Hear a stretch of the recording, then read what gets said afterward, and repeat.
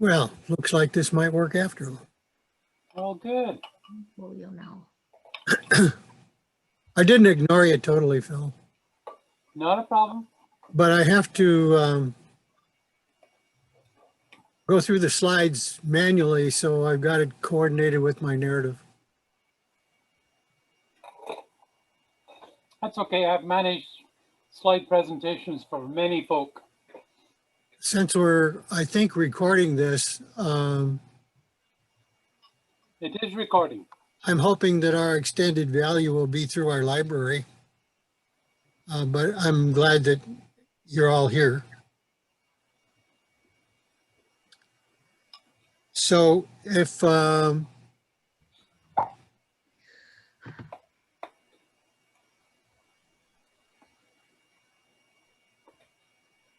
nobody objects, I will just go on with the presentation. Good.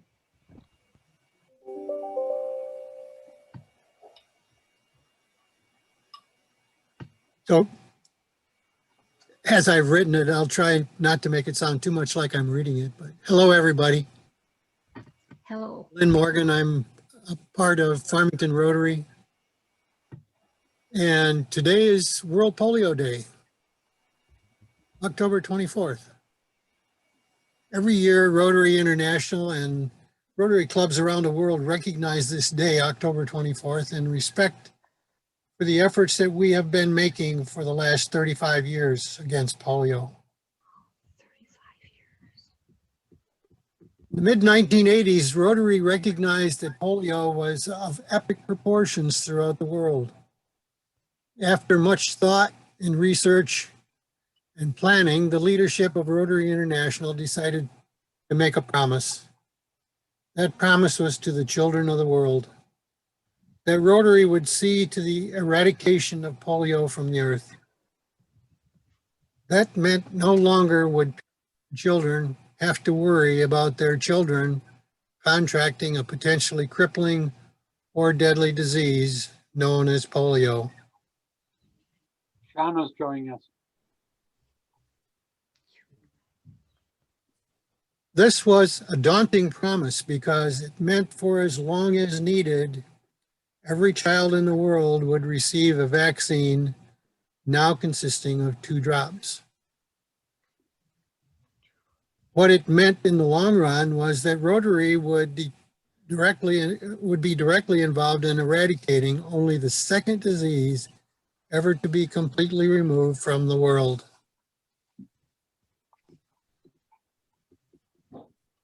So the process began. It took a lot of feet on the ground and efforts by thousands to supply and deliver needed vaccine, in some cases to the most remote and difficult areas of the world. Now, it's not easy to be able to fund or handle the money that would be necessary to provide the personnel and the medications through the network necessary to get it to the people in the world where polio was most rampant.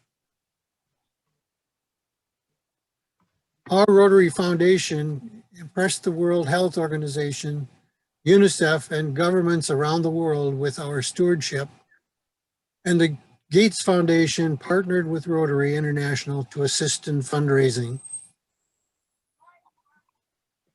But the work has continued since 1985. The first area to be completely eradicated was the Philippines. This was after Rotarians there proved that mass immunizations could be done. It was followed soon after in North and South America, and by the mid-1990s, the Americas and Philippines were announced polio-free. A brief look at the track of our involvement in pursuing completion of our promise follows this graph pretty closely. In 1985, there were approximately 350,000 individual cases of endemic polio being reported in the world. In 1995, there were about 35,000. In other words, 90% of the worst cases had been taken care of. by the immunization process. In 2003, when I was governor of the Rotary District, we were still talking about 5,000 to 6,000 cases on an annual reported basis. In 2005, we were down to 4,000. In 2015, there were only about 250. On an annual basis in 2019, there were 176. And on a year-to-date basis in 2020, the total is about 120. A really positive note about the status in 2020 was when Africa was certified polio-free. That leaves only the two last and most difficult areas in the world to carry out the immunization program, those being Afghanistan and Pakistan. We are this close to ending polio. Young people around the world, some now advanced well past their youth, and teenagers want to end polio. And most of them will ask you, please join me in eradicating polio. Some people ask, what is the value of eradicating polio? Because it hasn't bothered us here in America for many years. Some people don't even know what polio is. Well, without the Rotary Initiative, over 12 million people would be living with the effects of polio in their lives. Consider medical cost savings, just not having to take care of the pain and suffering regarding paralyzed limbs or even death. Remember, polio, like any endemic disease, is only a plane ride away. Whether we call it polio or whether it's COVID-19, these diseases can be in our backyard within just a matter of hours. And the pain and disability of polio and or the residual effects of COVID-19 may last a lifetime. This is a good friend of mine, John Nani, Rotarian from Delaware. This is what polio might look like for more people if Rotary had not taken on the task of eradicating the disease. John was born when polio was rampant in the eastern US. Luckily, he had good care. But today he relies on the use of a wheelchair because he can only take about 300 to 400 steps without assistance. So he shares the comment, this is what polio looks like 65 years later when a child is not vaccinated. Now I ask you, wouldn't you like to make history today? Because if you become a part of the end of polio now, by donating or by participating actively, you will be part of the organization that eliminates polio from the face of the earth. Won't you help us make history by learning all you can about polio, donating whatever you can to assist in the effort? You will feel good if you do. You will feel good that you are a part of eradicating polio.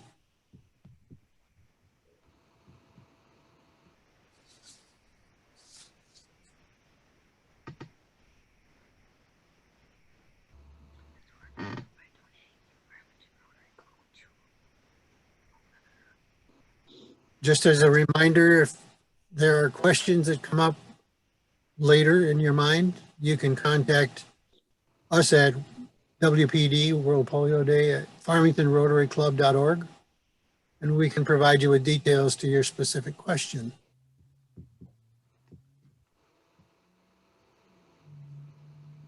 Now, introducing Ginger Behrens. Ginger is a Rotarian and has been for many years. As a Rotarian, Ginger has a passion for many Rotary projects, with polio eradication topping the list. She has been involved in the campaign since its inception, having a family member who had polio, she is a very dedicated supporter of ending polio forever. In her teen years, she was a volunteer working with polio survivors. Her knowledge of the Rotary Polio Plus campaign to end polio now is extensive, and she speaks to groups all over the world now, thanks to the new interest in Zoom meetings. I present to you, Ginger Barons.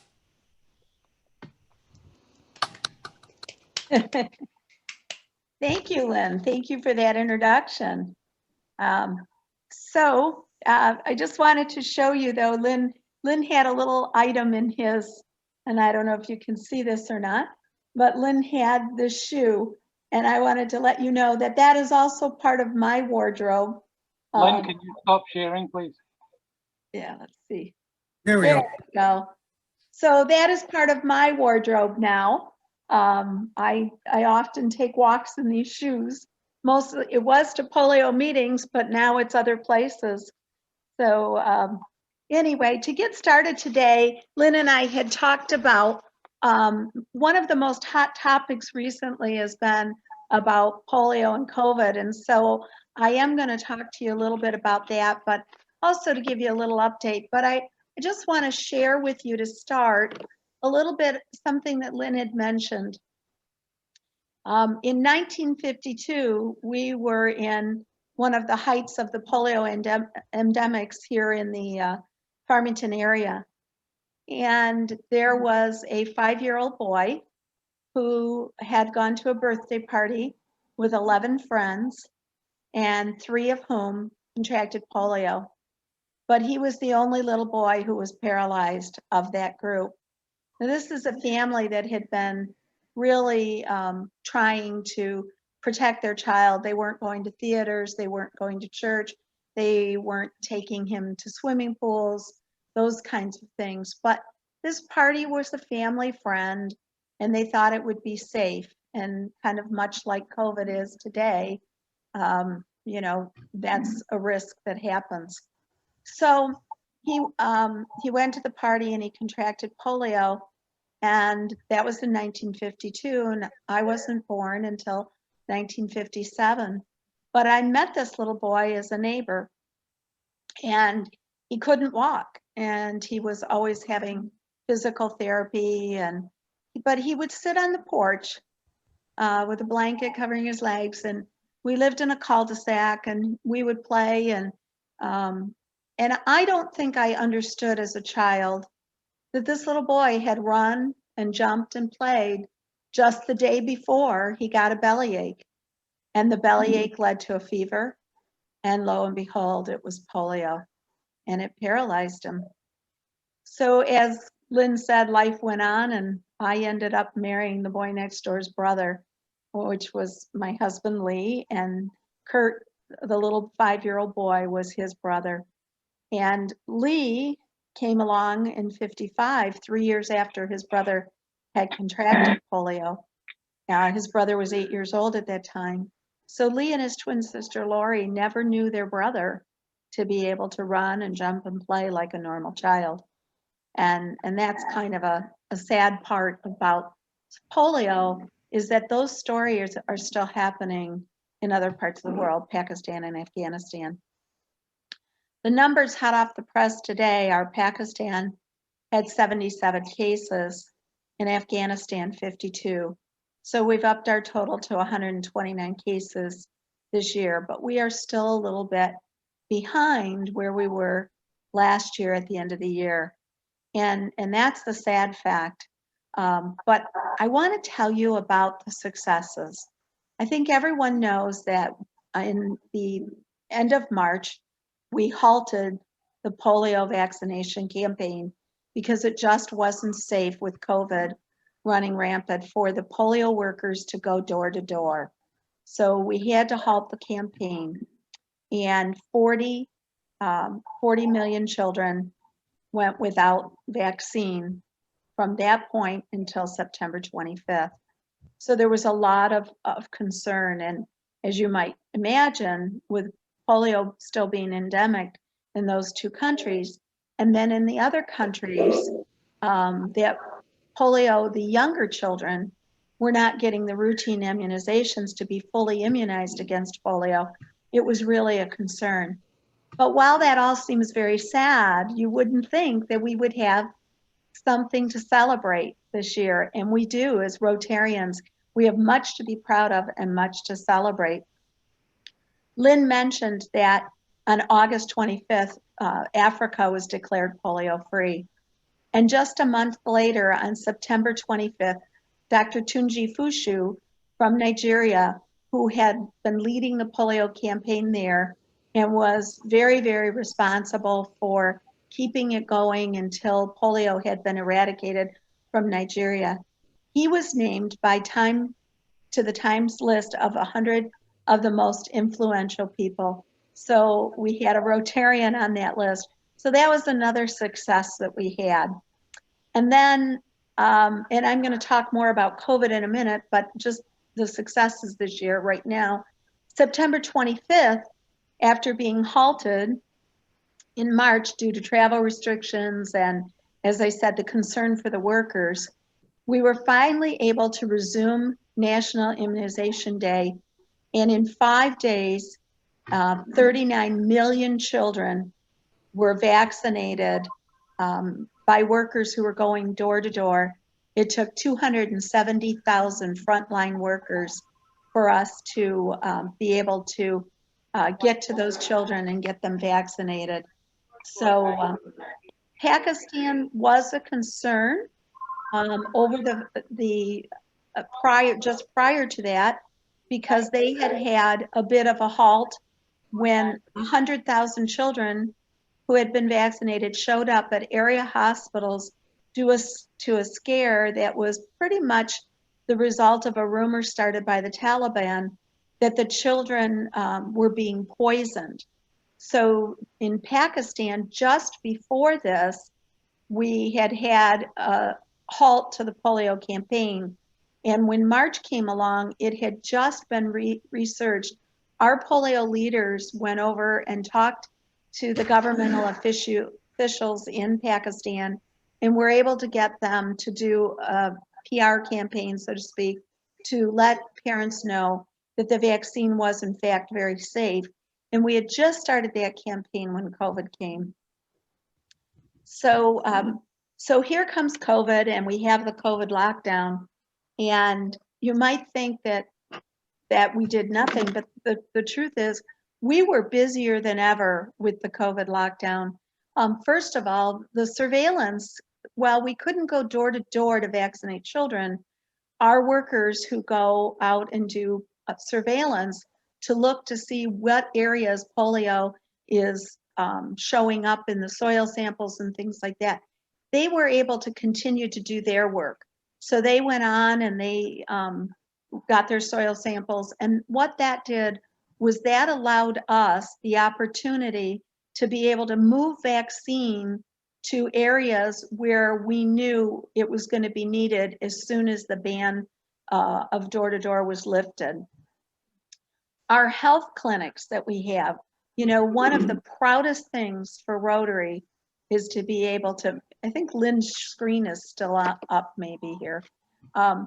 One of the proudest things to allow us the ability to go do our campaigns is the health centers that we've created over 35 years with polio. And those health centers were still able to vaccinate children. But those health centers also became a resource for COVID-19 workers.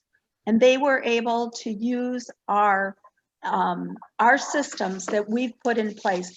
You know, an emergency response, what is an emergency response? You know, Rotary's always been very good at, we have what we call emergency response campaigns. We find an area, we know where polio is in that area, a case has popped up, maybe 2 or 3 cases. We know that if 2 children have shown up with polio, that there are probably 10 more in that area that have been infected. So we zoom in and we vaccinate. So we're very, very good at emergency response. And that was something that we were able to lend our knowledge and our expertise to the COVID workers. We helped them with being able to test their samples. We helped them being able to analyze data. We're very, very good at analyzing data. We also created an awareness campaign for COVID. So just as any other virus, wash your hands, wear your mask. In Afghanistan, and our health clinics delivered bars of soap to families to help talk about, keeping things clean and how important it is to wash your hands. So while we were not out in the field, we were still working very, very hard. And more importantly, we were helping to combat polio, just as we did Ebola and yellow fever and other things that came around. The health system that we've created to combat polio will exist long past polio and will be a major piece in global health. It has been a major piece in global health. Today, when a child arrives in a health clinic, whatever other vaccines, whether it's measles or any of the other vaccines that are available in that country, those children are vaccinated. But the other thing that our health system has done is when Rotarians go out to these areas and they're at the health clinics or they're at the national immunization days, they are able to identify other needs in the community. We know that malnourished children will not absorb the vaccine and build the antibodies in the same way as a nourished child does. So in some areas, we've been able to work with the people there to help improve nutrition in those areas. In India, for instance, we delivered bikes donated by Rotarians to the crawlers. These are the older children who had polio, who had been paralyzed and unable to walk, and we were able to deliver bicycles to them through the donations of our people in our Rotarians. During the COVID campaign, we spent over $61 million on COVID, mostly for PPE and awareness campaigns. That would be PPE for our workers, but also in providing PPE for people who were out working with COVID. And even though the United States has withdrawn their financial support of the World Health Organization, the World Health Organization has promised Rotary to reimburse us every penny that we spent on all 61 million that we have spent using our polio resources. Well, I told you that we used our system for COVID for tracking and tracing, logistics, test facilities, data, and analysis. One of the things that I didn't mention was transportation. Rotary has also developed a very large transportation network. We have some unique challenges when we go to vaccinate children in some of these remote areas. So we have all-terrain vehicles, we have bicycles, we have animals, we have boats, and we allowed the COVID-19 workers to use our transportation so that they could get out in the field and identify and test for COVID and help improve health for those people. So that was one of the other things we did. We have been credited by World Health for helping to save lives during the COVID campaign, just from our health system. Because it's a virus, just like polio, and viruses go where people go. And we were able to help the people that would help us get out there. We spend about $100 million a year in surveillance. And that is something that we got very, very good at.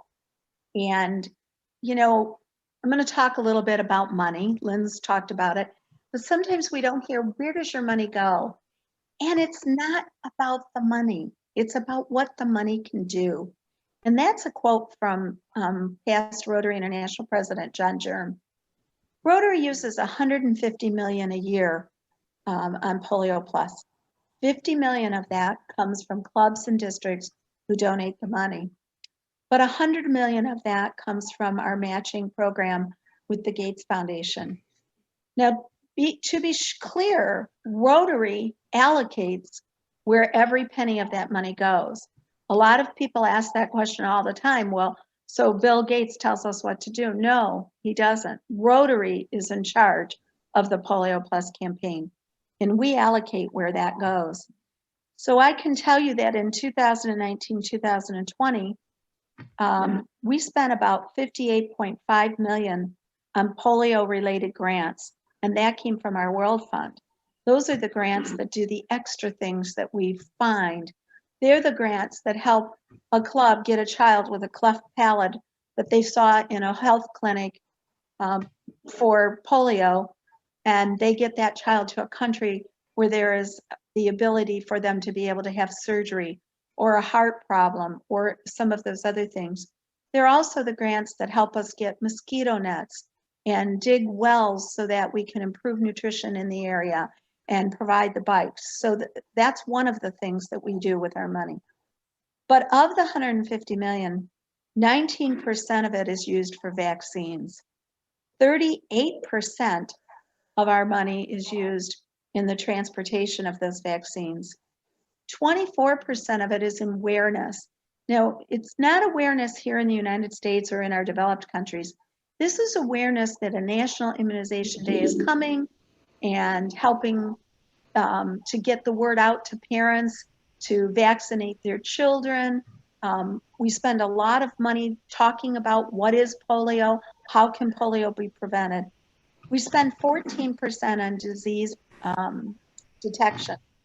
But the number that really intrigued me the most, you know, to run a polio campaign and really any virus campaign, you need a lot of experts, a lot of epidemiologists, a lot of laboratory people, a lot of research people. And on experts, Rotary has only spent 3% of our money. This is because our partners from World Health and UNICEF and Gavi, they have all those experts, and they have donated those experts' time to us to help run our polio campaign. So while I've mentioned to you how much money we spend, what I didn't mention to you is that only 9% of the money that comes in for Polio Plus ever comes from an individual Rotarian. So this day on World Polio Day, Rotary International is asking every Rotarian to go and donate just $10. If 1 million Rotarians would heed that word, we would have $10 million raised just today. And so that was one of the things. The idea of this is to get people more engaged in our campaign. When you go to rotary.org/donate and you donate the money, you also have the opportunity to see the webpage and all of the other wonderful programs that Rotary has. And we'd like to get people involved in that. It's one day and one focus. So I've talked a lot about COVID and what we're going to do. I just want to give you a few words about what is the end game strategy. So what are we going to do coming up? Well, our first and primary initiative is to stop polio wherever we find it. So it's to be continuing our national immunization days. It's to continue to support those countries that have already eradicated polio, but maybe can't afford the vaccine. So we still provide vaccine in large numbers. And it is to go out and do those emergency programs. So that's one thing. The other is that we have a new oral polio vaccine coming out. The current vaccine has a very minute chance that a child could contract polio from it. It's like a 0.05% chance. There's a new vaccine coming out that's an inactivated virus, but it hasn't quite completed all of the trials enough to get into manufacturing. So we don't have quite enough doses. In the meantime, in the areas where we can, we're using the inactivated polio vaccine. But the problem with that particular vaccine is that it is an injection. And so that requires more training and logistics for transporting it. So that's some of the things that we're going to be working on. Once we've had our last case of polio in the world, we will continue to do all of the same things that we do today for another 3 years until polio can be certified, the world can be certified polio free. I have a couple of great numbers to share with you. These are what we like to call our hot spots, our polio campaign hot topics. So 19 million people are walking today who would have otherwise been paralyzed from polio. An estimated 650,000 cases are now prevented each year. Since 1988, 3 billion children have received the oral vaccine. In 2019, more than 430 million children in 40 plus countries were vaccinated using 1.2 billion doses of the oral polio vaccine. We've gone 4 years without a case of polio outside of our 2 endemic countries, which are Pakistan and Afghanistan. And of course, as we've talked about, we have helped with other vaccine preventable diseases through our Polio Plus network, and which has been used to fight Ebola and now COVID-19. So we still have 40 million children that we vaccinate. We still deal with militancy, our government people do. And we're still dealing with getting children's nutrition up to par. But we've made so much progress this year, and we've had a pandemic to deal with.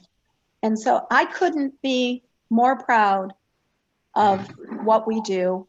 And I'm hoping that from what I've told you tonight, that you're also proud of it, and that you understand that this will take perseverance and persistence and patience, but we can't stop. We can't stop working on polio. It is our #1 health initiative of Rotary International. And I look forward to working with all of you on our Crocus project we have coming up and anything else that's going on that I can help with. But I'm here to answer any questions that I can. So that's the news I have for you tonight. Excellent.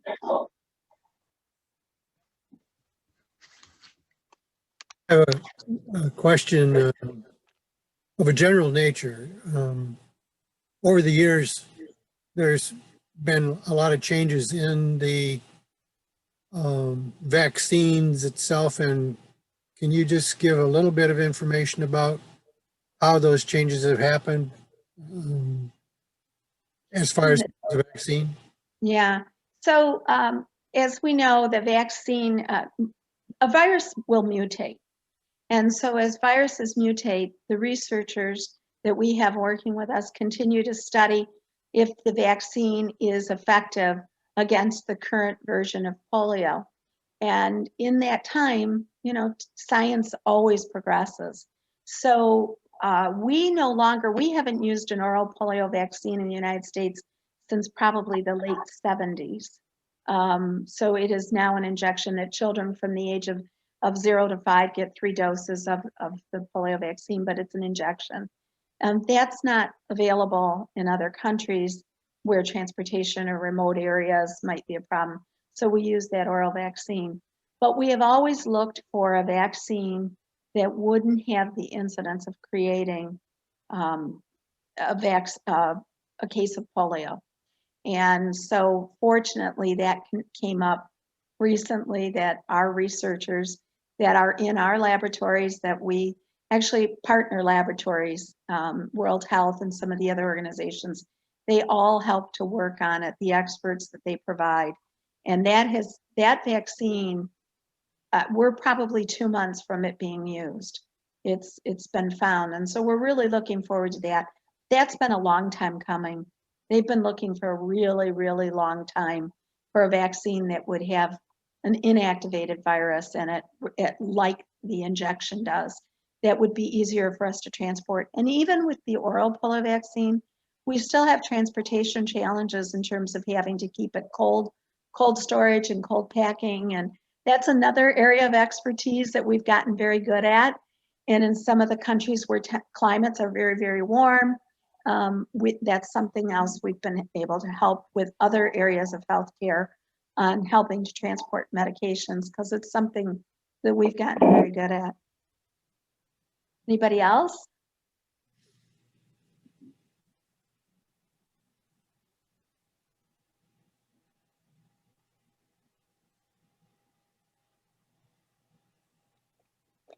Thank you, Sharma. I just read your message. You're welcome, Ginger. Thank you so much. I really enjoyed your presentation tonight. Yeah. And I like the way that you helped to explain the numbers as well as share with us your family story with regard to your brother-in-law's polio. So I Yeah. really enjoyed your presentation tonight. Thank you. Thank you, Cindy. Cindy, too. I see your comment too. Yeah. Liz, how much time do we have here? Do we have a few more minutes? Absolutely. Okay. Well, since Sharma asked, let me just share a little bit of my story, not necessarily my family story. But as I mentioned, I grew up and this little boy was just always there. He was the referee when we played kickball or wiffle ball or whatever we were doing. He sat on the front porch and everybody knew Kurt. We all knew who he was. When he was 18, he had had many surgeries throughout his lifetime. But when he was 18, he had a major back surgery that allowed him to be able to walk. And he did walk and was able to lead a very normal life for a long time until probably his late 40s, early 50s, when he contracted post-polio syndrome and ended up having to retire because of post-polio syndrome. But while I was growing up, when I was, I have always said I didn't become a polio advocate because I wanted to be. It just sort of happened. My mother worked for Park Davis. Park Davis is the first manufacturer and for a very long time, the only manufacturer of the polio vaccine. So not only did I live next door to a boy who had been crippled by polio, but I also had a mother who worked for Park Davis. And then when I joined Girl Scouts, I was about 12 or 13, and they asked us to go read to the seniors who were in what was at that time Farmington Nursing Home. And I know there's a few of you know, but some who don't. Farmington Nursing Home was the former Michigan Hospital for Crippled Children, affectionately known as the Sister Kinney Hospital. Sister Kinney was an Australian nun who had revolutionized polio treatment using hydrotherapy. And we were very fortunate that she happened to come to Farmington and be able to train the doctors and the nurses there. And the Farmington Rotary Club graciously partnered with them. And for 3 years, we were able to hold that building open and show people some of the history that happened there. But I went there when it was a nursing home because polio had been eradicated. It was in the 70s. And I'm reading to these patients that were now seniors who were in a nursing home. And many of them were polio survivors. So they convinced me that I needed to volunteer at the Polio Survivor Network at their convention that they would have once a year. And I would go to these conventions, which were local, and I would hand out pamphlets and those kinds of things. Well, at these conventions, there were doctors who would talk about polio. And they would talk about, about the post-polio syndrome, but they also talked about the virus itself and how it came to be and why it was eradicated and all of that. So I had a little bit of a working knowledge. I'm not sure, how much of a working knowledge, but, life went on and I opened a real estate company and my friends in the Nova area said, you need to join the Rotary Club for the networking. And that was 1985. Women weren't allowed to join, but our club didn't care. So I went every week to Rotary. And that was the year I started going to Rotary as a visitor was the year that Rotary International announced at the conference that in 3 years' time, they were going to start the polio campaign, which began in 1988. I became an official Rotarian January 1st of 1989 which is when women could finally join because they had passed the ruling at Rotary International in 1988. And Dr. Miles Singh, who was a past district governor, said, he said, we're going to raise the most funds for the polio campaign, and you're going to chair it. So again, polio entered my life, and it kind of just went from there. And then in 2008, our district polio chair was ill, and past district governor Janet McPeak and Don Chisholm, who were on the foundation committee, came to me and asked me to start speaking to our district about polio. And so that's kind of how my story happened. So for Sharma, who I know didn't know, that's how I got involved.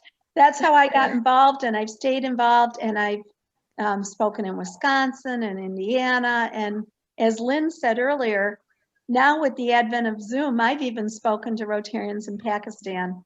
So, you know, That's fascinating. I'm looking very much forward to the day that I can retire. And I certainly hope that we end polio in my lifetime. Thanks so much for sharing that, Ginger. So Yeah. polio found you, the polio eradication cause found you.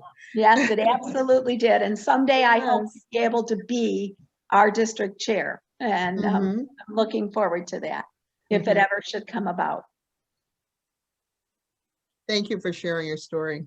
Yeah. Well, it's a little quiet lull. I'm going to do a commercial. Yay. Be a different kind of commercial, of course. Farmington Rotary has decided that we will emulate what they do in Britain every year, where they plant, well, this year it was 2 million purple crocus, and they do it with the idea that it emulates the whole idea of doing the purple finger polish on the little finger of children in all these countries. And the purple crocus is our attempt to copy that idea. They do it in the UK. It's immense every year. It's wonderful in the spring when they all bloom. So I decided that Farmington Rotary Club this year will do exactly the same. And we're starting this fall, planting as many purple crocus as we can get, and get them in the ground for this spring. And next year, make it a much grander idea, and at least all of Rotary 6380, but maybe beyond that within the US, follow the same example from the UK and plant purple crocus as a sign. We'll need to tell the world why we're doing it and what it does, but come spring, we'll be able to get even more press. I've asked Barry, who's had to leave the meeting, anybody who actually gets around and does some purple crocus planting, hard to say. Take some photographs of you doing that. We'll put those together in a web page or a video so that we can say, here's what we do and here's why we do it, with all the good reasons that we all know and love. And come the spring, we'll do the same when all the crocus come out. My guess is in the UK, they get 2 advertising whammies, one in the fall when they plant, and one in the spring when the flowers come up. So I'm hoping we can get the same here. That's the end of the commercial. Oh, and I'm going to add a little bit to that. Yeah. Phil's wonderful idea that he had. We sort of pestered Brenda a little bit and asked her, we saw that there really wasn't a low budget, low cost project for clubs. And of course, club fundraising is a little shy in the advent of COVID. So we went ahead and we asked Brenda if this could be our district project for next year. And it'll be a little different twist. This year, we're hoping Rotarians individually, because Rotary International is very focused on getting individual Rotarians involved in polio. So we're hoping this year they'll plant in their gardens and send Phil pictures. And then next year, we're hoping that each Rotary club will pick an area in their community, whether they have a Rotary park or it's at their city hall or some other park. And they will get involved in what will be a district-wide campaign to plant a purple pinky garden. I mean, a purple crocus garden, I'm sorry. Gotta switch That would gears be- here. that would be a nice- Purple crocus, I've got purple pinky on the brain. that Purple would be quite a sight. crocus garden. And as Phil said, you know, we'll be able to get those pictures of those Rotarians planting their community gardens and get the PR from that. Because if every club advertises it just on their Facebook page, imagine how much PR that will be for District 6380. And then when they bloom the following year, hopefully we can get clubs to donate like a permanent sign for their garden that indicates why those purple crocuses are there, so that anybody strolling by the purple garden will be able to see. And of course, we'll want pictures again of the gardens, but great idea that Phil had, and I'm really charged up and excited about it. Okay, That is a great idea. Mhm. with that, I'll add another mini advert. I'm putting up a site on the Farmington Rotary Club website. It'll be a page where you can go and either with a push of a button, click one button or the other one, donate to end polio, just cash in or check or whatever donations, or buy a package of purple crocus. There'll be 25 in each package. There'll be $10. $8 goes to the bulbs, $1 to end polio, and $1 for shipping.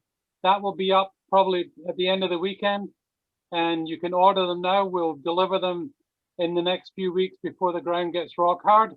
You can get them in the ground as long as there's no hard frost or solid ground anywhere. They can go in even late this year, so we're good for that. Anybody who's interested will be able to go to the Farmington Rotary Club website, and this will be on there.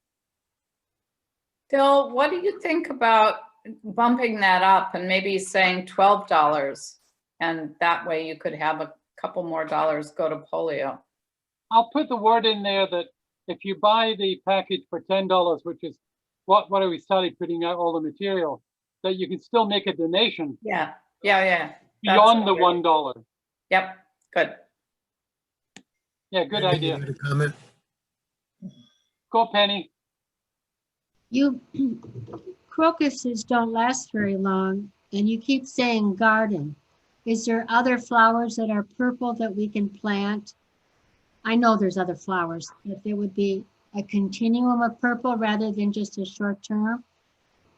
Well, What does the UK do?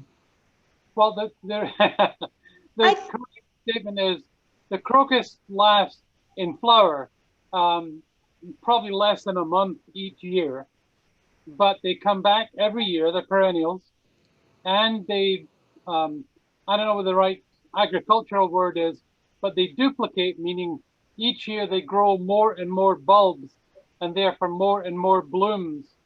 And the way it works in the UK, they go through a replanting every year, adding to their areas. Some of the photographs I've captured from the UK, they have large fields covered in purple crocus. Or if it's a local garden, like a Rotary garden, they'll do one whole area and they'll put a few thousand crocus there that come up every year. And it's kind of a point each year that you get publicity when the flowers come up. I'm not averse to having other flowers there. Other clubs could do a different thing, but we'll focus right now The crocus is on fine. what we're doing. Sorry? The Well, crocus is fine. I think the idea is to get it started. If Rotary clubs then, like maybe this first year they'll plant their crocuses, as Phil said, they come back every spring. And that is just like Rotarians, we just are gonna keep coming back until polio's gone. But you know, maybe the next year they'll plant some irises behind it, something that lasts a little longer. But I think the idea is let's just get some Rotary gardens going. Sure. And sure. the crocus, you know, is kind of our beginning. It's our beginning of getting some gardens that will have the Rotary logo on them and, you know, our polio campaign on them as well. So we're kind of excited about seeing it. But I'm excited to see this year too. I don't have a green thumb, Phil, so we're gonna have to see how my garden goes. You dig a little hole, you drop the bulb at the end of the gardening. Yeah, and I shared with Lynn earlier, I used to have a crocus garden in my front yard in one corner, and all of a sudden they just stopped coming up. So I'm kind of excited to replant in that spot in my front yard and see what happens. Okay, I have no more advertising. Any other questions for either Ginger or Lynn? Cindy, do you have anything from the district for us? I don't, other than if you go to the district website, Phil's crocus announcement is one of the banner ads. So I think that's a good thing. And we will share the your recorded program today. I'll share that out with anyone that I can, because this was really great. So I'm just so proud that you're continuing the efforts. Ginger, you're such a great spokesperson for polio, and Lynn and Phil, you've been so supportive. So you need to give yourself, I can't show you me because we've had quite a day and we don't want to be on the screen. But congratulations for making an effort and making a difference and helping us move along. So, and Marion, I love you. I'm so glad you're here. Well, I'm glad I didn't And want good to see you, Penny, and of course Sharna always. So Ginger, so good. Happy to see everyone. I Nice. really enjoyed the program, so thank you. I was really excited when I saw the invitation. So thank you very much. Just like crocuses, we're going to be showing up on October the 24th of 2021. We sure will. Something. We've I'm done not exactly Exactly. sure what it will be. It probably how will. many years now, Lynn? But, We've done something. We will continue to respect Rotary and all the efforts of everybody on October the 24th as it relates to End Polio Now. So thank you all for sharing some of your Saturday nights. That's not an easy thing to do, is to say, gee, I'm going to go to a Rotary party. So thanks again. Thank you for hosting this, Phil and Lynn.